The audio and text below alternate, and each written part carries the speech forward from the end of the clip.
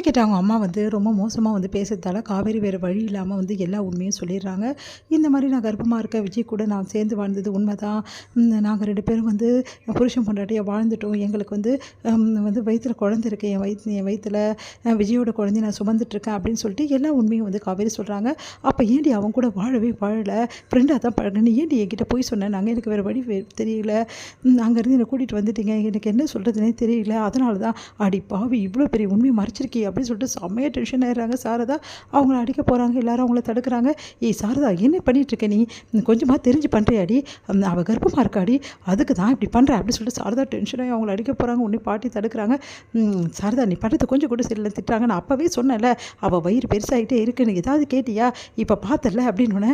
நீங்கள் அப்போவே சொன்னீங்க, நான் வந்து இவன் எங்கே நம்மக்கிட்ட உண்மை தான் சொல்கிறா, பொய் சொல்லலை நினச்சிட்ருக்கேன், இவன் என்னை ஏமாத்துறான்னு இப்போ தானே தெரிஞ்சது, இந்த ஃபுல் அண்ட் ஃபுல் எல்லாம் ஏமாத்திருக்கா, நம்ப வச்சு ஏமாத்திருக்கா, இப்படி பண்ணிட்டா, இதுக்கப்புறம் ஒரு நிமிஷம் கூட இந்த வீட்டில் இருக்கக்கூடாது, மரியாதை வீட்டை விட்டு வெளியே போடி அப்படின்றாங்க.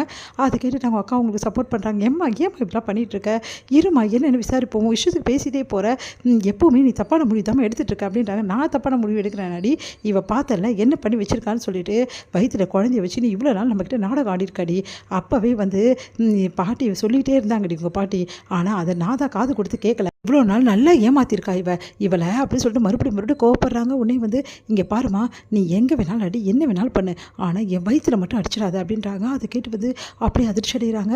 உடனே வந்து நான் அப்படிப்பட்டவன் நினச்சிட்டு இருக்கேடி, நான் அவ்வளோ கல்லெஞ்சக்காரி அடி அப்படின்றாங்க. அதை கேட்டுட்டு இப்படி பண்ணிட்டாளேன்னு சொல்லிட்டு அழுதுட்டுருக்காங்க. எல்லாரும் அவங்கள சமாதானப்படுத்திட்டு இருக்காங்க. பாட்டி வந்து எத்தனை மாதம்டி உனக்கு அப்படின்னு சொல்லிட்டு கிட்ட வந்து கேட்குறாங்க. 3 மாதம் முடிஞ்சிச்சு பாட்டி. அடிப்பாவி, கங்காக்கே 2 மாதம் தானடி ஆகுது, அப்பா அதுக்கு முன்னாடியே வா அப்படின்றாங்க. அப்போ இந்த வீட்டு வாரிசு, முதல் வாரிசு உன் குழந்தை தானா அப்படின்னு அப்படியே பார்த்து முறைக்கிறாங்க. வந்து சாரதா, ஏண்டி நான் உண்மையை தானடி சொன்னேன் அப்படின்றாங்க பாட்டி.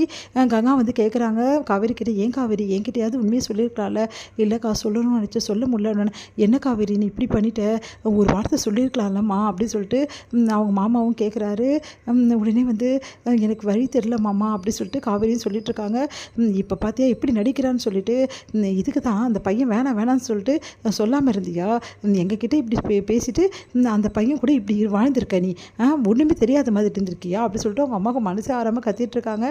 காவேரி வந்து என்ன பண்ண தெரியாமல் தவிக்கிறாங்க. கங்கா அவங்க சமாதானப்படுத்திட்டு இருக்காங்க. குமரன் வந்து என்ன பண்ணுறதுன்னு தெரியாமல் தவிக்கிறாரு. உடனே விஜய்க்கு கால் பண்ணுறாரு. விஜய் வந்து குமரனா அப்படின்னு சொல்லிட்டு ஃபோன் எடுக்கிறாரு. என்ன சொல்லுங்கள் அப்படின்னு சொல்லி சொன்னோன்னே, என்ன விஜய் நீங்கள் ஃபோன் பண்ண வந்து எடுக்கவே மாட்டேங்கிறீங்க, இப்படி பண்ணி வச்சுருக்கீங்களே விஜய் அப்படின்னோடனே, என்ன ஆச்சு அப்படின்னோடனே, எனக்கு எல்லா விஷயமும் தெரியும் விஜய் அப்படின்றாரு. அதை கேட்டு வந்து விஜய் அதிர்ச்சி அடைகிறார். நீங்கள் என்ன சொல்கிறீங்க, காவேரி எல்லா விஷயத்தையும் சொல்லிட்டா அப்படின்னு சொல்லிட்டு இந்த மாதிரி நடந்த விஷயத்தை எல்லாத்தையுமே வந்து குமரன் வந்து சொல்கிறாரு விஜய் கிட்ட. விஜய் பயங்கரமாக அதிர்ச்சி அடை, நீங்கள் என்ன சொல்கிறீங்க, எங்கள் பாட்டியும் சித்தியும் வந்தாங்களா, ஆமாம் அவங்க டைவர்ஸ் பேப்பரை எடுத்துகிட்டு வந்தாங்க, இந்த மாதிரி சைன் போட சொன்னாங்க, இந்த விஷயத்தை சொல்கிறதுக்கு தான் உங்களுக்கு நாங்கள் ஃபோன் போட்டோம், ஆனால் நீங்கள் தான் வந்து இப்படி பண்ணிட்டீங்க, ஏன் விஜய் இப்படிலாம் பண்ணுறீங்க, திடீர்னு எதுக்காக காவேரி டைவர்ஸ் பண்ண நினைக்கிறீங்க, இந்த மாதிரி வந்து கர்ப்பமாக இருக்கும்போது அவளை டைவர்ஸ் பண்ண நினைக்கிறது தப்பு இல்லையா அப்படின்னு சொல்லி சொன்னோன்னே, இல்லை நான் அப்படிலாம் சொல்லலை, என்ன இது இப்படி நடந்திருக்கு அப்படின்னு சொல்லிட்டு ஒன்றும் டென்ஷன் ஆகுறாரு. சரி நீங்கள் இப்போ எங்கே இருக்கீங்க விஜய், உடனே வாங்க அப்படின்னோடனே, இல்லைங்க நான் ரொம்ப தூரத்தில் இருக்கேன், இங்கே பாருங்கள் உங்கள் பாட்டியும் உங்கள் சித்தியும் செய்கிறது கொஞ்சம் கூட சரியில்லைங்க, இந்த மாதிரி டைவர்ஸ் கேட்டு ரொம்ப தொல்லை பண்ணிகிட்ருக்காங்க காவேரியை, காவேரி பாவம் இந்த மாதிரி நிலைமையில் இருக்கான்னு எனக்கு கூட தெரியாது அப்படி சொல்லிட்டுருக்காரு. அதை கேட்டு நான் உடனே கிளம்பி வரேன்றாங்க விஜய். செம்ம டென்ஷனாக இருக்கார் விஜய். இந்த பாட்டிக்கும் சித்திக்கும் என்ன ஆச்சு, இப்படி பண்ணிட்டாங்களே அப்படின்னு சொல்லிட்டு செம்ம டென்ஷனாக காவேரி எல்லா உண்மையும் சொல்லிட்டாளா, அவங்க வீட்டில் கர்ப்பமாக இருக்கிறத காவேரி எப்படி சொன்னா அப்படின்னு சொல்லிட்டு யோசிச்சுட்டு வந்து சரி ஓகேன்னு சொல்லிட்டு கிளம்பி வராரு. டென்ஷனாக வர விஜய் வந்து அமைதியாக வந்து உட்காராரு. என்னடா இப்போ தான் வரியா அப்படின்னு சொல்லிட்டு அப்படியே ஒன்றும் தெரியாத மாதிரி பாட்டியும் சித்தியும் கேட்குறாங்க. அன்பரசு வந்திருக்காரு, இவர் எதுக்கு இங்கே வந்தார் அப்படின்றாங்க. என்னடா நீ ஓவராக பண்ணுற, ஏன் விஜய் நான் வரக்கூடாதா அப்படின்னோடனே அப்படியே பார்த்து டென்ஷன் ஆகிறாரு. சதி திட்டத்துக்காக தான் வந்திருக்கீங்களா அப்படின்னு சொல்லிட்டு விஜய், முக்கியமான விஷயம் இருக்குது, இல்லை ஒரு கையெழுத்து போடுறியாப்பா அப்படின்றாங்க. எதுக்காக இந்த கையெழுத்து அப்படின்னோடனே, வேறு ஒன்றும் இல்லைப்பா, வக்கீல்கிட்ட சில விஷயங்கள் எல்லாம் பேச வேண்டியது, அதுக்காக கையெழுத்து வாங்குறேன், வேறு ஒன்றும் இல்லை, ஏன்ப்பா என்னை நம்பி போட மாட்டியா அப்படின்றாங்க பாட்டி. போடுறேன் பாட்டி, எதுக்காக இந்த கையெழுத்துன்னு சொன்னீங்கன்னா போடுறேன், ஏன்பா என்னை நம்ப மாட்டியா அப்படின்னு சொல்லிட்டு கேட்குறாங்க. ஆனால் நம்புறதுக்காக தானே இவ்வளோ வேலை பண்ணி வச்சுருக்கீங்க, காவேரி வீட்டில் டைவர்ஸ் கேட்குறீங்க, இதுவும் டைவர்ஸ் பேப்பர் தான், என்கிட்ட தெரியாமல் சைன் வாங்க பார்க்குறீங்களா அப்படின்றாங்க. அதை கேட்டு பயங்கரமாக பாட்டி அதிர்ச்சி அடைகிறேன். எனக்கு எல்லா உண்மையும் தெரிஞ்சு போச்சு, காவேரி இப்போ என்ன நிலைமையில் இருக்கான்னு தெரியுமா, காவேரி கர்ப்பமாக இருக்கா, என் குழந்தைய வயிற்றில் சுமந்துட்டு இருக்கா, அவகிட்ட போய் டைவர்ஸ் பற்றி பேசியிருக்கீங்க அப்படின்னு என்னப்பா சொல்கிற அப்படின்னு நடந்த விஷயத்தையெல்லாம் விஜய் வந்து சொல்கிறாரு. எல்லாரும் அதிர்ச்சி அடைகிறாங்க.